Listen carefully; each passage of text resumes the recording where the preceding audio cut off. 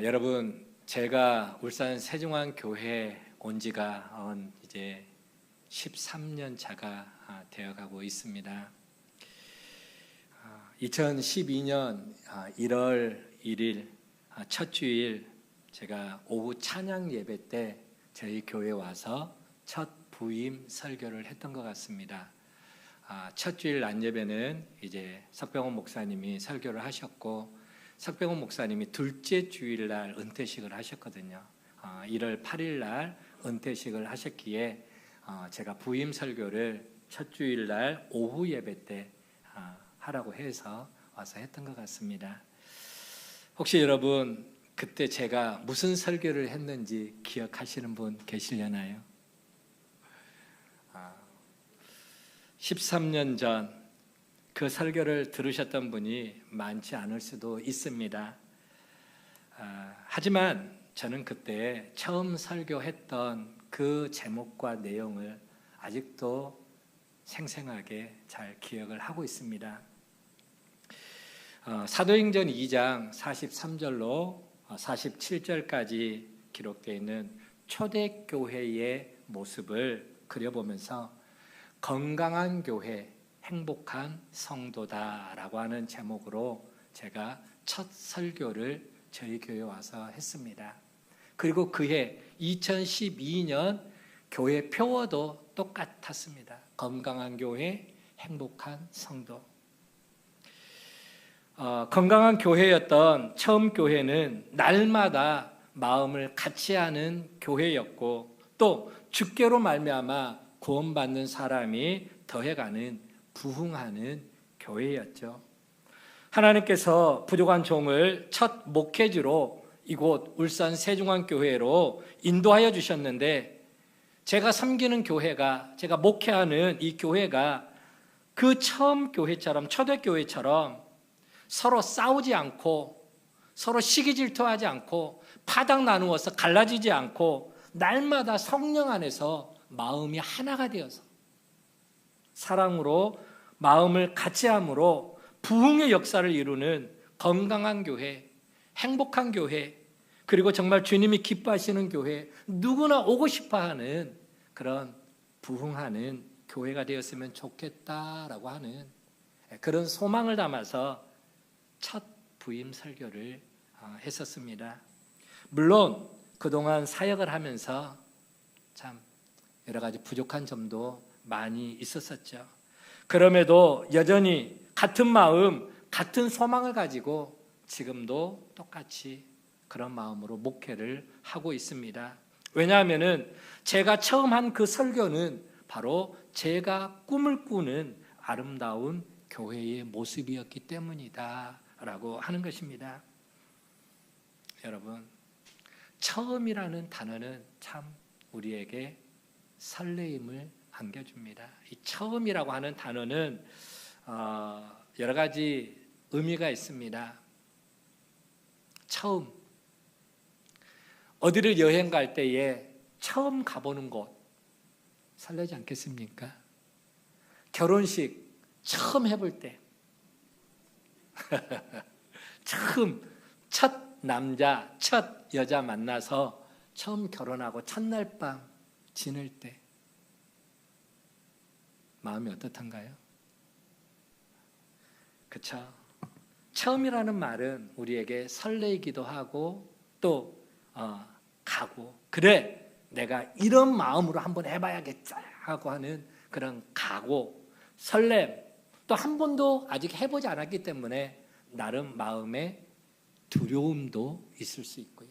그리고 또 하나님께서 나를 통해서, 우리 교회를 통해서 어떤 일을 이루어 주실 것인가에 대한 그 기대감. 그래서 처음이라고 하는 이 단어 안에는 여러 가지 다양한 의미들이 있습니다. 설레이기도 하고, 혹은 기대감도 있기도 하고, 두려움도 있기도 하고, 혹은 또 뭔가 나름 꿈과 각오, 그런 것들이 생기기도 하죠. 오늘 우리가 함께 읽은 이 본문의 내용은 뭐냐? 사도행전 13장, 이제 오늘 23절부터 함께 읽었는데요. 이 내용은 바울 사도가 하나님께 부름을 받고 난 이후에 이제 선교사로 파송을 받고 난 이후에 첫 번째 한 설교로 유명한 설교입니다. 첫 번 한 설교죠. 사실 사도행전 안에는 사도 바울이 한 설교가 한 10편 정도가 사도행전에 기록이 되어져 있습니다. 그 중에 첫 번째 설교가 바로 오늘 우리가 읽은 본문의 내용이죠. 안디옥 교회에 파송을 받고 첫 번째 선교 여행을 시작한 사도 바울이 바나바의 고향 어디입니까? 바나바 목장 식구들, 바나바의 고향이 어디입니까? 울산 세종교회입니까? 바나바의 고향은 구브로 섬입니다. 구브로 한번 따라보죠. 구브로. 지도를 한번 보여주시기 바랍니다. 저기 이제 구브로가 있습니다. 저게 파란색, 녹색 라인이 바울이 이제 첫 번째 선교 여행을 이제 떠나는 과정이죠. 그리고 빨간색은 이제 다시 안디옥으로 돌아오는 그러한 과정인데요. 자, 구브로를 거쳐서 이제 안디옥으로 향하게 됩니다. 그 여정은 이렇습니다. 지도에서 보는 것처럼 이제 안디옥에서 파송을 받죠. 바나바와 그리고 사울, 즉 바울이 두 사람이 저 안디옥 교회에서 첫 번째 선교사로 파송을 받습니다. 그래서 항구인 실루기아에서 배를 타고 이제 섬으로 가요. 키프로스라고도 하고 구브로라고 하는 저 섬으로 들어갑니다. 그래서 그 구브로 섬 안에 이제 첫 번째 선교지인 살라미가 나오죠. 저 살라미를 거쳐서 또 바보, 우리가 말하는 저 바보가 아니고 지역 이름입니다. 바보. 그래서 살라미와 바보라고 하는 그 지역에서 구브로 섬 안에 있는 지역 이름입니다. 거기에서 열심히 복음을 전했습니다. 그리고 복음을 전하고 나서 또다시 배를 타고 저 위에 보이면은 이제 가는 곳이 어디 있냐? 저기가 지금의 튀르키예, 터키입니다. 터키 지도예요.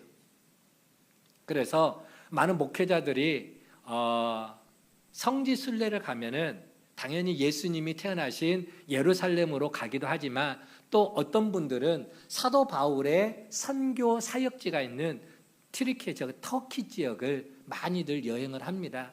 거기 보면은 요한계시록에 나오는 아시아의 7교회 모두 사빌라 아시아 7교회도 저 지역에 있고요.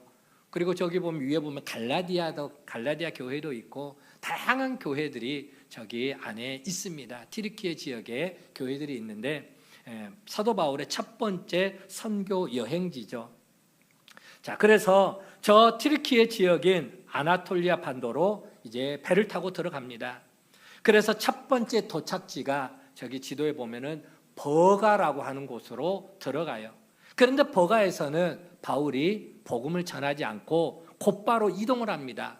곧바로 이동을 해서 토로스 산맥을 넘어서 안디옥이라고 하는 저 높은 곳으로 또 가게 됩니다. 안디옥에서 출발해서 안디옥으로 가요. 무슨 말이냐? 바울과 바나바를 파송했던 교회가 무슨 교회?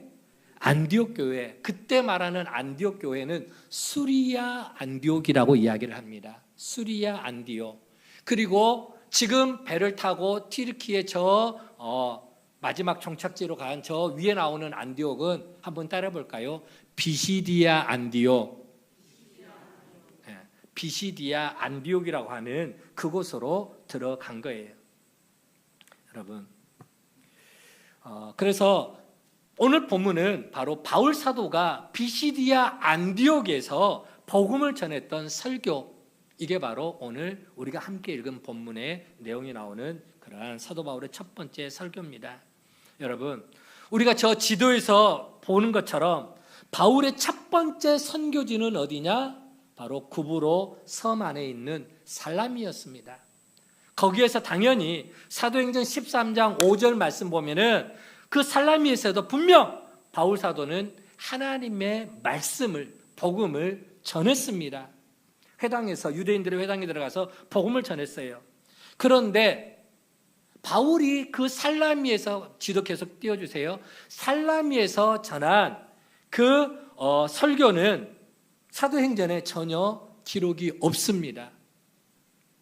또 살라미를 거쳐서 바보에서도 복음을 전했는데 바보에서 어떤 설교를 했는가 사도행전에 아무런 기록이 남아있지가 않습니다.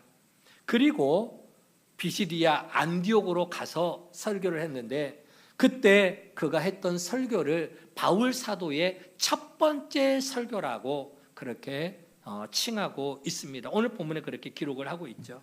자, 그렇다면 여러분 여기서 우리가 함께 생각을 해봅시다. 왜 다른 곳에서도 설교를 했는데 그런 곳에서 했던 설교는 아예 기록이 없고 저 비시디아 안디옥에서 했던 설교만 왜 그 설교만 오늘 본문에 기록이 되어 있을까요? 왜요? 그리고 오늘 본문에는 바울 사도의 첫 번째 설교를 매우 길게 기록을 해놓고 있습니다. 얼마나 기냐? 오늘 본문 17절부터 저 뒤에 나오는 41절까지가 비시디아 안디옥에서 했던 첫 번째 바울의 설교입니다. 뿐만 아니라 사도행전에는 바울 사도의 설교 외에도 다른 사람들이 한 설교들이 사실 여러 편 있습니다. 사도행전에는 바울은 저 뒤편으로 이제 오늘 본문의 첫 번째 설교가 13장에 나오잖아요. 그렇죠? 사도 바울의 설교가 13장에 나와요. 그러면 그 앞에는 설교들이 없었을까요? 그 앞에도 여러 사람들이 행한 설교들이 많이 나옵니다. 특히 베드로 사도가 설교를 많이 했습니다. 그래서 사도행전 전반기는 거의 보면은 사도 베드로의 행적들이 많이 나오고요. 후반기로 들어가면은 이제 바울 사도의 행적이 많이 나오고 있습니다. 사도행전에 이미 사도 바울 설교 외에 여러 편의 설교가 기록되어 있습니다. 오순절 성령 강림 사건 이후에 베드로의 설교가 사도행전 2장에 기록이 되어져 있습니다. 사도행전 2장에 베드로의 설교가 기록되어 있고요. 또 사도행전 3장에 보면은 한꺼번에 5,000명이 회개하고 예수님을 믿는 유명한 베드로의 그 솔로몬 행각에서 설교한 내용이 사도행전 3장에 기록이 되어져 있습니다. 그리고 사도행전 4장에는 또 그 살벌한 검찰청 사내들인 공회에서 베드로 사도가 요한과 함께 했던 설교가 사도행전 4장에 기록이 되어 있고요. 사도행전 7장에는 돌에 맞아 순교를 당한 스데반 집사님이 설교한 내용이 사도행전 7장에 기록이 되어 있고요. 그리고 사도행전 10장으로 들어가면은 그 유명한 이달리아대 백부장 누굽니까? 고넬료의 가정에 가서 베드로가 요빠에서 고넬료의 가정에 초청받아 가서 그 집에서 했던 설교의 내용이 사도행전 10장에 기록이 되어져 있습니다.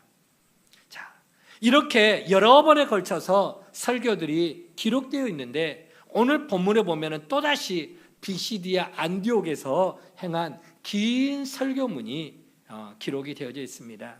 여러분, 오늘 본문의 설교가 앞서 기록되어져 있는 다른 설교와 도대체 뭐가 다르기 때문에 이렇게 길게 기록을 해놓고 있을까요? 단순히 바울의 첫 번째 설교이기 때문에 그렇게 길게 기록한 것은 분명히 아닐 것입니다. 만약에 사도 바울의 첫 번째 설교를 언급해야 된다면은 비시디아 안디옥이 아니라 어디에서? 살라미에서, 구브로 섬 안에 있는 살라미에서 베드로가 했던 설교를 첫 번째 설교라고 칭하는 게 맞지 않겠습니까? 그렇잖아요. 그런데 비시디아 안디옥에서 했던 오늘 본문의 설교를 성경은 사도 바울의 첫 번째 설교로 기록을 하고 있습니다. 자, 비시디아 안디옥에서 사도 바울 그 선교 일행은 이제 안식일을 맞아서 회당에 들어갑니다. 오늘 우리가 맞이한 주일처럼 예배당에 들어가 하나님 앞에 우리처럼 예배를 드리러 이제 회당으로 나갔어요. 자, 당시에 이제 회당에 보면은 이제 보통 이렇게 진행이 됩니다. 회당에서는 회당장이 있습니다. 회당을 관리하고 지키는 회당장이 있는데, 보통 회당에서 이렇게 예배를 드리기 위해서 온 성도들에게 하나님의 말씀인 율법이나 혹은 선지자들의 그 책을 펼쳐가지고 말씀을 읽어줍니다. 보통은 그렇게 해요. 그렇게 해서 하나님의 말씀을 나누게 되는데, 그 회당에 새로운 사람이 오게 되면은, 새로운 사람이 그 회당에 방문을 하게 되면은 그 사람에게 하나님의 말씀을 전할 수 있는 기회를 주게 됩니다. 자, 그러면은 이제 이 비시디아 안디옥 회당에 누가 처음으로 방문을 했습니까? 누가요? 누가 방문을 했어요? 바나바와 바울이 방문을 했잖아요. 그렇죠? 바나바와 바울이 방문했어. 그러니까 회당장이 처음 방문한 그 바나바와 바울에게 하나님의 말씀을 전할 수 있는 기회를 부여해 준 것입니다. 그래서 오늘 본문 16장에 보면은 바울과 바나바에게 말씀을 전할 기회가 주어지자 바울이 일어나서 여러분 하고 반갑습니다 하고 손짓을 하고 그러면서 이제 설교를 하기 시작을 하는 거죠. 복음을 전했습니다. 자, 그러면은 여러분 왜 비시디아 안디옥에서 바울이 전하는 첫 번째 설교가 왜 중요한가라고 하는 거예요. 오늘은 이제 그거를 여러분과 함께 말씀을 나누려고 합니다. 앞서 기록된 여러 설교들의 핵심을 우리가 간단하게 살펴보면은 오늘 바울이 증거한 이 설교의 그 중요한 핵심 특징이 뭔지를 우리가 알아낼 수가 있습니다. 자, 사도행전 2장에 기록되어 있는 오순절 사건, 그 오순절 설교의 핵심은 이겁니다. 너희가 십자가에 못 박아 죽인 예수를 누가 다시 살리셨다? 하나님께서 다시 살리셔서 그 예수가 우리의 주가 되고 우리의 그리스도, 즉 구원자가 되게 하셨다. 우리는 그 일의 증인이다라고 베드로가 설교를 합니다. 또 사도행전 13장에 기록한 성전에서 선포한 베드로 설교의 핵심은 뭐냐? 안진뱅이를 고친 사건이 사도행전 3장에 나옵니다. 은과 금은 내게 없거니와 내게 있는 것으로 내게 주노니 곧 나사렛 예수 그리스도의 이름으로 일어나 걸으라 라고 하는 안진뱅이 고친 사건이 사도행전 3장에 나와요. 그럴 때 수많은 사람들이 누구에게 주목을 했을까요?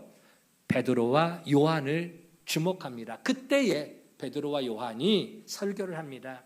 여러분, 이 안진뱅이 거린을 고친 것은 우리에게 능력이 있어서가 아닙니다. 우리 개인의 능력이 있어서가 아니라 예수로 말미암아 난 믿음이, 그 이름이 이 사람을 고친 것이고, 그래서 그 예수님은 구약에 예언되어져 있는 바로 그분, 메시아가 바로 예수입니다 라고 하면서 모든 사람의 시선을 예수님께로, 우리 보지 마세요. 우리 쳐다보지 말고 이 사람을 고치게 한 분이 누구다고? 예수님이다. 예수님이 고치셨습니다라고 모든 시선을 예수님께로 돌립니다. 사도행전 10장에 기록된 가이사랴야 그 백부장 고넬료의 집에서 행한 베드로의 설교 핵심은 뭐냐? 백성들이 나사렛 예수를 십자가에 못 박아 죽였지만 하나님이 그를 다시 살리셨고 그 이름, 예수의 이름을 힘입어 우리가 죄 사함을 받게 된다라고 하는 게 고넬료의 가정에서 설교의 핵심입니다. 그러면서 하는 이야기가 고넬료가 경건하여 하나님을 잘 섬기는 사람이고 구제도 고넬료가 많이 했지만 그것이 우리를 구원하는 게 아니라 바로 그도 예수 그리스도를 믿음으로 말미암아 죄 사함을 받고 구원을 받을 수 있다라고 하는 것을, 그것을 강조하고 있는 것이죠. 자, 그러면은 이제 오늘 우리가 함께 읽어보는 이 사도행전 13장에 기록되어 있는 비시디아 안디옥에서 행한 사도 바울의 설교의 핵심은 뭐냐? 이전에 방금 우리가 살펴봤던 사도행전 2장부터 나타났던 여러 설교의 그 많은 핵심, 설교의 핵심과 다른 바울 사도만의 그 설교의 핵심, 그 특징이 뭐냐라는 거예요. 그 특징은 바로 그 강조점은 오늘 우리가 읽은 본문 마지막 38절과 39절에 보면은 사도 바울의 설교의 핵심이 두 가지로 나타납니다. 한번 읽어보도록 할게요. 자, 13장 38절 39절 말씀입니다. 같이 읽습니다. 시작. 그러므로 형제들아 너희가 알 것은 이 사람을 힘입어 죄사함을 너희에게 전하는 이것이며 또 모세의 율법으로 너희가 의롭다 하심을 얻지 못하는 모든 일에도 이 사람을 힘입어 믿는 자에게 의롭다 하심을 얻는 이것이라. 아멘. 자, 여기 보면은 그러므로라고 하는 말이 나옵니다. 그러므로 이거는 결론적으로 즉 바울이 그동안 열심히 설교를 했던 것의 키포인트, 핵심, 결론이라고 하는 거예요. 결론 두 가지를 말하고 있습니다. 하나는 뭐냐? 한번 따라해 볼까요? 예수 그리스도를 힘입어 죄사함을 받는다. 우리가 죄사함 받는 것은 누구를 믿어서 죄사함 받는다고요? 예수를 믿어야 죄사함 받는다. 아멘. 그런데 이 내용은 뭐냐? 이 내용은 이미 베드로 사도가 고넬료의 집에서 했던 설교와 같은 내용입니다. 베드로도 예수를 믿어야 우리가 죄사함 받고 구원받습니다 라고 설교를 했는데 그 베드로가 했던 설교를 바울도 같이 또 그렇게 설교를 하고 있어요. 그만큼 중요한 거예요. 예수를 믿어야 우리가 죄사함 받고 구원받습니다. 두 번째, 또 하나 제일 중요한 핵심이 있습니다. 한번 따라 볼까요? 예수를 믿는 자마다 의롭다 하심을 입는다. 아멘. 오늘 우리가 읽었던 39절 말씀 보면은 이 사람을 힘입어 믿는 자마다 의롭다 하심을 얻는 이것이라. 자, 한마디로 믿음으로, 누구를 믿음으로? 예수를 믿음으로 말미암아 의롭다고 인정받는다라고 하는 겁니다. 이게 바로 바울 사도의 신학의 핵심입니다. 한 번만 더 따라해 볼까요? 이신칭의. 이신칭의. 자, 말미암아 이, 신, 믿을 신, 믿음으로 말미암아 칭하게 된다. 의롭다고 칭함을 받는다. 다시 말하면 우리가 예수를 믿음으로 말미암아 하나님이 우리를 의롭다라고 잘했다라고 칭찬해 주신다라고 하는 거예요. 누구를 믿음으로? 예수를 믿음으로. 이신칭의. 바로 이 내용이 최고의 신학이고 최고의 믿음의 가치입니다. 그걸 오늘 우리가 바울 사도의 설교에서 우리가 찾아낼 수가 있죠. 여러분, 믿음으로 말미암아 의롭다 하심을 얻는다. 이게 왜 중요하냐라고 하는 거예요. 보세요. 세상에 온갖 많은 종교들이 있습니다. 불교도 있고 유교도 있고 다른 많은 종교들이 있어요. 그런데 대부분의 많은 종교들의 특징이 뭐냐? 내가 선을 행해야 극락세계에 갈 수 있다고. 선을 행해야 죄도 사함받고 내가 좋은 천당에도 갈 수 있고 극락세계에 갈 수 있다고 해서 선을 강조합니다. 뭔가 행위를 강조합니다. 좋은 일을 많이 해야 돼. 그래서 아픈 사람 돌봐주고 어려운 사람 도와주고 많은 착한 일들을 많이 하라라고 그렇게 많이 권면합니다. 여러분, 우리가 얼마만큼 착한 일을 많이 해야, 얼마만큼 선을 많이 행해야 우리가 지옥에 안 가고 천국 갈 수 있을까요? 그 기준이 얼마만큼일까요? 우리가 잘 알고 있는 성철 스님이 죽기 전에 한 말이 있습니다. 불교계에서는 아주 유명한 말이죠. 내 죄가 수미산보다 높다라는 말을 합니다. 수미산이라고 하는 것은 불교계에서 말하는 전설의 산입니다. 수십 킬로가 되는 산입니다. 내 죄가 평생 동안 지은 죄가 그 수미산보다 높다. 한마디로 말해서 나는 평생을 돌을 닦고 평생을 내가 선을 행한다 할지라도 내 죄를 다 씻지를 못해서 결국 나는 어디로 간다? 지옥으로 간다라고 누가 고백한 거예요? 성철 스님이 고백한 거예요. 불교계에서도 그렇게 이야기합니다.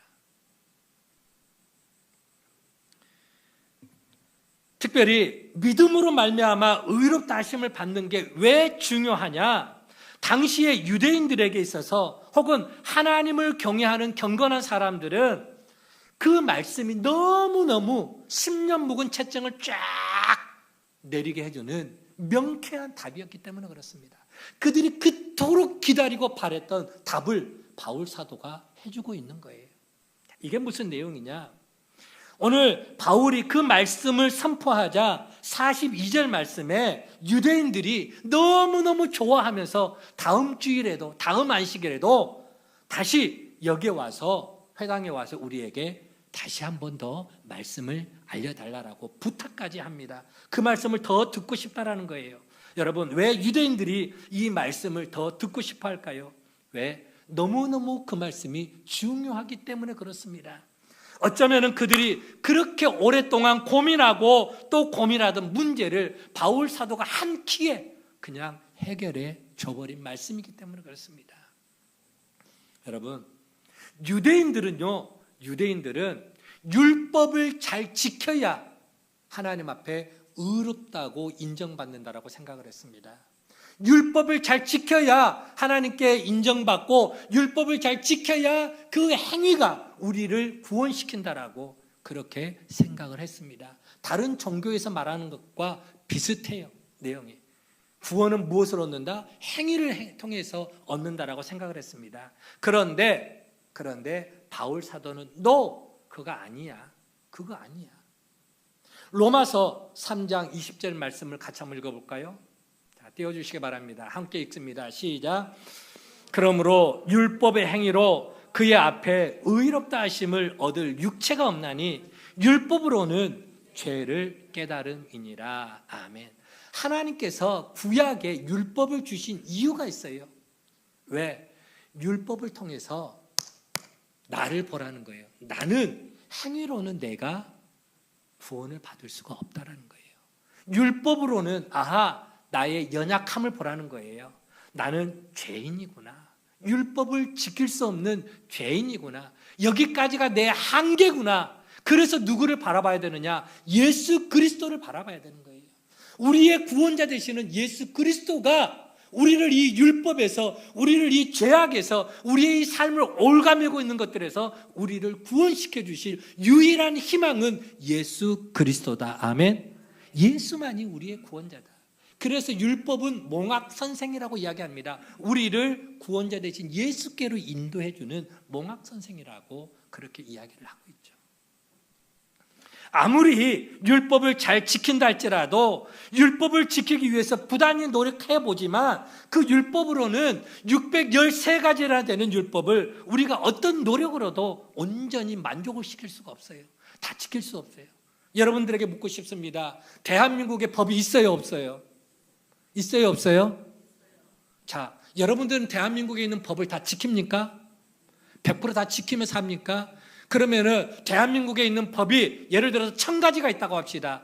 그 1000가지 가운데 하나만 어기면은 뭐가 됩니까? 범죄인이 되죠. 벌금 내야 돼요. 범죄인이 되는 거야.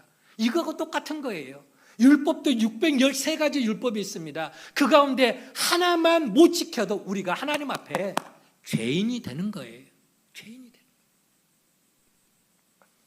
어쩌면은 율법을 잘 지키려고 하는 의지가 없거나 내가 하나님 앞에 의롭다 하심을 받고 싶은 어떤 욕망이 없는 사람들은 내가 아무렇게나 살아도 그냥 살다 가지 하고 별 고민을 하지 않았을 것입니다. 하지만 하나님을 잘 섬기고 싶어하는 경건한 유대인들이라면은 나름 그들도 율법을 잘 지켜서 하나님 앞에 칭찬받고 싶고 하나님께 인정받고 싶어하는, 의롭다라고 인정받고 싶어하는 거룩한 욕망이 나름 있었을 것입니다. 그런 사람들이라면은 나름 열심히 율법을 잘 지켜보려고 노력을 하는데, 그런데 잘 돼요, 안 돼요? 잘 안 돼요.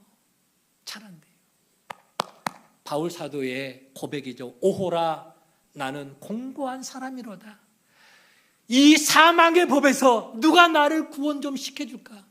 내가 하나님의 말씀대로 선을 행하기를 원하는데 내 안에 또 다른 법이 있어서 나를 자꾸만 죄악으로 끌고 가는구나.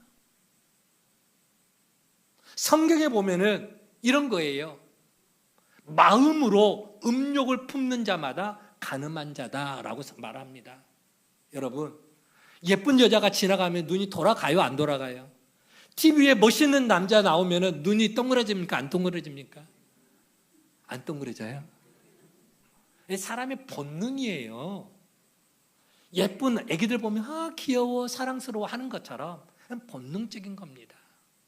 그런데도 불구하고 여러분, 여자분들 죄송합니다. 우리 여자 성도님들, 다른 사람이 명품 가방, 예쁜 가방 들고 다니면은 그거 눈에 들어와요, 안 들어와요?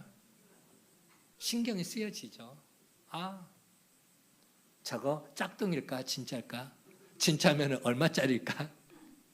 그런데 성경에는 마음으로 품는 것도 죄다라고 이야기합니다. 굳이 내가 다른 사람 것을 훔치지 않았어도 저거 내가 갖고 싶다. 저거 내 거 만들면 안 될까? 훔치지 않았는데도 마음으로 행한 것도 예수님은 죄다라고 이야기해요. 그 죄에서 우리가 의로워질 사람이 누가 있습니까? 완전해질 수가 있는 사람이 누가 있습니까? 그래서 성경 로마서 말씀 보면은 이 세상 가운데 의로운 사람이 있다 없다? 의인은 없나니 한 사람도 없다. 여러분, 대부분의 많은 경건한 유대인들은 나름 율법을 지켜보려고 노력하고 또 열심히 하나님께 의롭다가 인정받고 싶어 하는데 안 되는 거예요. 마음처럼 생각처럼 노력한 만큼 안 됩니다. 그러다 보니까 좌절을 하고 낙심하고 그리고 포기하는 그런 경험들이 많았을 것입니다. 왜 이렇게 율법을 지킨다는 게 어렵지? 나는 도무지 안 되는 사람인가? 나는 하나님 앞에 의롭다라고 칭찬받는 게 불가능한 사람인가? 좌절했을 것입니다. 그런데 바울 사도가 율법을 온전히 지키는 것으로는 해결할 문제가 아니다, 명쾌한 답을 주고 있습니다. 율법을 지킴으로 의로워지는 게 아니라 어떻게 의로워진다고요? 예수 그리스도를 믿음으로 말미암아 의로워진다. 아멘. 예수를 우리가 믿기만 하면은 우리가 그 믿음을 보시고 하나님께서 우리를 의롭다라고 인정해 주시는 거예요. 칭해 주시는 겁니다. 여러분, 이게 바로 복음인 줄 믿으시기를 바랍니다.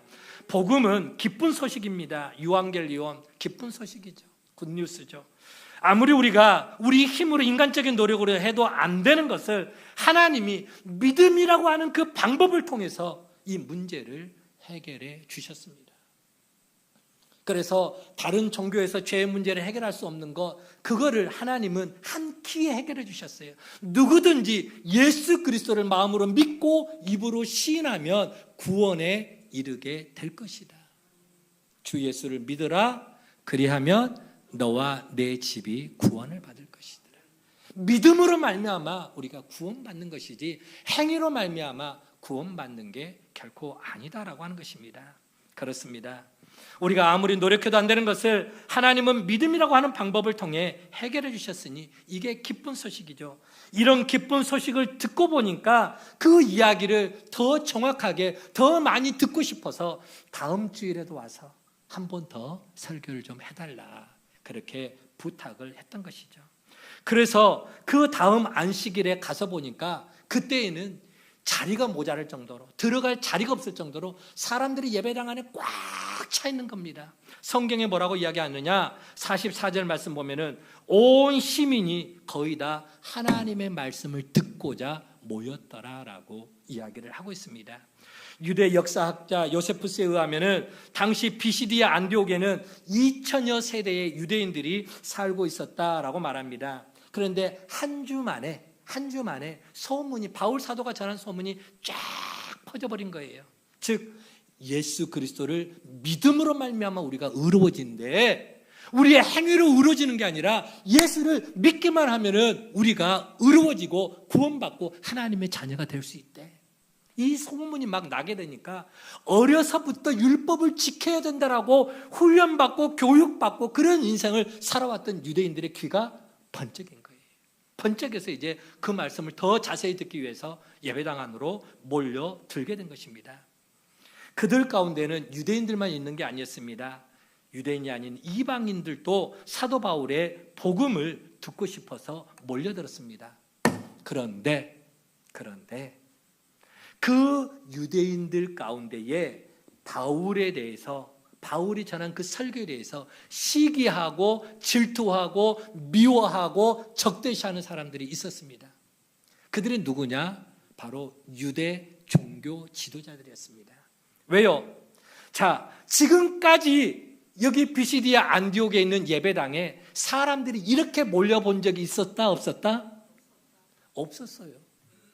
특히 자기들이 유대의 종교 지도자로서 앞에 나와서 설교를 할 때에, 자기들이 설교할 때는, 율법을 말씀을 가르치고 강론할 때는 이렇게 사람들이 모여든 적이 없었었는데, 웬 낯선 사람이 어느 날 오더니 무슨 믿음으로 말미암아 의로워진다, 뭐 그런저런 설교를 하는데 사람들이 막 떼거지로 몰려들기 시작하니까 마음에 시기심이 발동합니다. 도대체 저 인간이 뭐길래, 저 인간이 전하는 복음이 뭐길래 왜 그렇게 사람들이 몰려들지? 저거 놔둬서는 안 되겠다.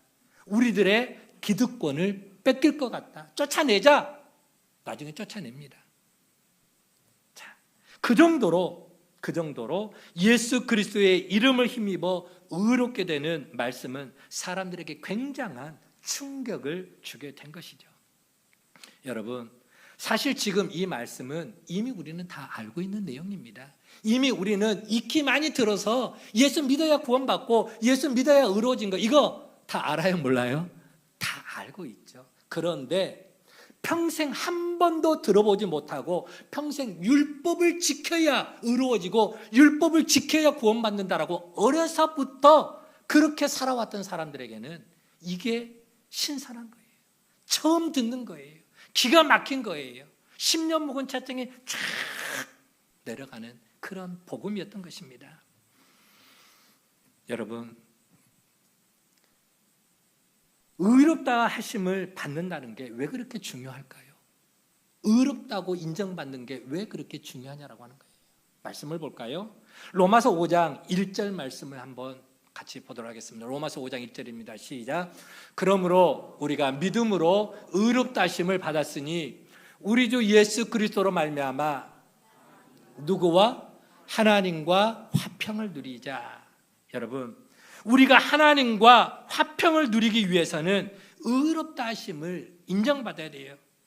의롭지 않는 사람은 거룩하신 하나님 앞에 나갈 수도 없고 또 하나님의 그러한 은혜와 축복을 받을 수가 없어요. 하나님과 교제할 수가 없습니다. 하나님이 베푸시는 온갖 좋은 은혜와 축복과 사랑을 받지 못하고 계속 홀로 짐을 지고 홀로 살아가는 것처럼 억눌림 속에 살아갈 수밖에 없습니다. 어떤 사람이 지게 아시죠? 짐지는 등짝에다 짐지는 그 지게에다가 산더미 같이 큰 짐을 짊어지고 끙끙거리면서 힘겹게 언덕길을 올라가고 있습니다. 너무 힘들어, 너무 무거워, 인생의 짐이 너무 무거워서 가다가 쉬고 땀 뻘뻘 흘리면서 너무너무 힘들게 언덕배기로 올라가고 있는데 저쪽에서 김원창 장로님이 트럭을 끌고 오는 거예요. 부릉부릉부릉 하면서 트럭을 끌고 오는데 저 짐짝을 짊어지고 가는 사람이 너무 안 돼 보이는 거야. 너무 가볍게 보이는 거야. 그래서 딱 가던 차를 멈추고 여보쇼, 많이 힘드쇼? 아이고, 보면 몰라. 힘들어 죽겠어. 그래요? 그러면은 그 짐을 내 트럭에다가 실으셔. 그리고 당신도 올라타셔. 하면서 우리 장로님이 그 사람을 태우고 쫙 가는 거예요. 여러분, 공짜로 태워주는 겁니다. 내가 당신을 뭘 믿고 타? 누구만 손해예요? 자기만 손해. 복음이 이와 같다라는 거예요. 복음이 내 인생의 짐을, 이 죄의 짐을, 무거운 율법의 짐을 나 홀로 짊어지고 가려다가 힘들어, 너무 힘들어. 그런데 하나님께서 예수 그리스도의 그 복음을 우리에게 주신 거예요. 누구든지 예수를 믿는 그 믿음의 트럭에 올라타기만 하면은 천국행으로 의롭다라고 인정받는다라고 하는 것이죠. 이게 바로 복음인 것입니다. 그러니 하나님을 경외하고 하나님을 사랑하는 사람들에게는 이게 너무나 반갑고 기쁜 소식입니다. 예수의 이름을 힘입어서 의롭다 하심을 받는다. 복음의 말씀을 통해서 이방인들도 이제는 더 이상 율법의 그 무게에서 벗어나서 참된 자유와 참된 구원의 기쁨을 누릴 수가 있게 된 것이죠. 오늘 본문 13장 48절 말씀 보면은 이방인들이 듣고 너무 기뻐한 거예요. 그래서 하나님의 말씀을 찬송하고 영생을 주기로 작정된 자는 다 하나님께로 돌아옵니다. 다 믿게 됩니다. 여러분, 율법으로 구원받는 게 아니라, 율법으로 의로워지는 게 아니라 누구를 믿기만 하면, 예수님을 믿기만 하면 의롭다 하심을 받을 수 있기 때문에 이방인들도 구원의 기쁨을 함께 누리게 되었다라고 하는 것입니다. 오늘 예수의 이름을 힘입어서 의롭다 함을 받는다, 이 말씀은 오늘 바울 사도의 첫 번째 설교에서 너무나 분명하게 확실하게 드러나게 되었고, 이후에 바울이 여러 교회에다가 보낸 편지에도 계속해서 반복적으로 오늘 이 말씀 복음의 핵심을 계속해서 강조하고 있습니다. 그런 복음의 핵심을 가장 정확하게 선포한 곳이 어디였습니까? 피시디아 안디옥 교회였고, 그곳에서 선포한 설교를 바로 첫 번째 설교라고, 그만큼 비중이 있다라고 하는 것이죠. 왜요? 그게 바로 복음의 핵심이기 때문에 그렇습니다. 말씀을 정리합니다. 여러분, 오늘 저와 여러분은 예수님을 믿어요, 안 믿어요? 예수님을 믿어서 우리가 하나님의 자녀가 된 줄 믿으시길 바랍니다.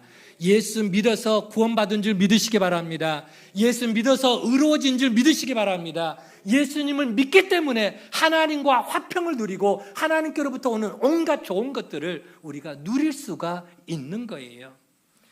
여러분, 우리가 교회를 섬기고 누군가를 위해서 봉사하는 것은 내가 구원받기 위해서 봉사하고 구원받기 위해서 누구를 섬기는 게 절대 아니에요. 행위로는 우리가 구원받는 게 아닙니다.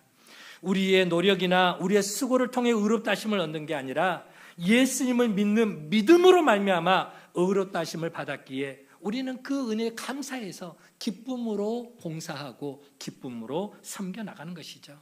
여러분, 오늘 저와 여러분의 신앙을 어디에다가 세워두느냐, 그게 굉장히 중요합니다. 사도 바울의 첫 번째 설교는 오늘 우리를 신앙의 터 위에, 예수 그리스도의 터 위에 우리 신앙의 기초를 똑바로 바르게 세워주고 있는 것이죠.